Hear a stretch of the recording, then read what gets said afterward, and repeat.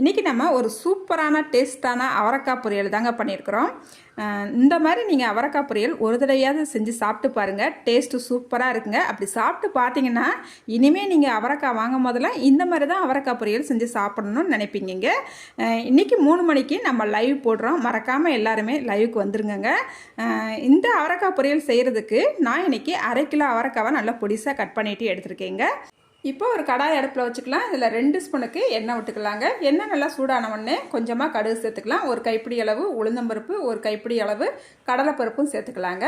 இது நல்லா செவந்து வர வரைக்கும் நல்லா கலந்து விட்டுக்கலாம். பாருங்கள், நல்லா செவந்து வந்துருச்சு. அதுக்கப்புறம் ஒரு பெரிய சைஸ் வெங்காயத்தை நல்லா கட் பண்ணிவிட்டு இதோட சேர்த்துக்கலாம். கொஞ்சமாக கருவேப்பிலையும் 2 பச்சை மிளகாவும் சேர்த்துக்கலாங்க.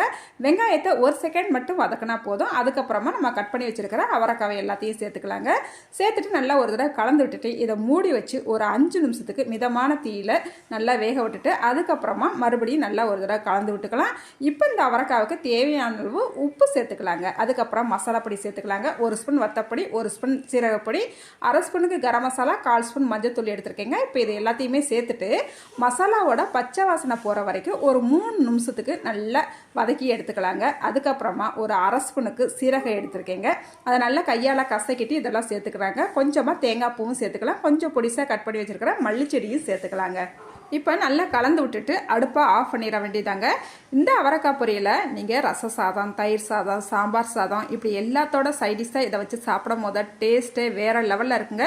இனிமேல் நீங்கள் அவரைக்காய் வாங்கினீங்கன்னா இந்த மாதிரி அவரைக்காய் பொரியல் செஞ்சு சாப்பிட்டு பாருங்கள்.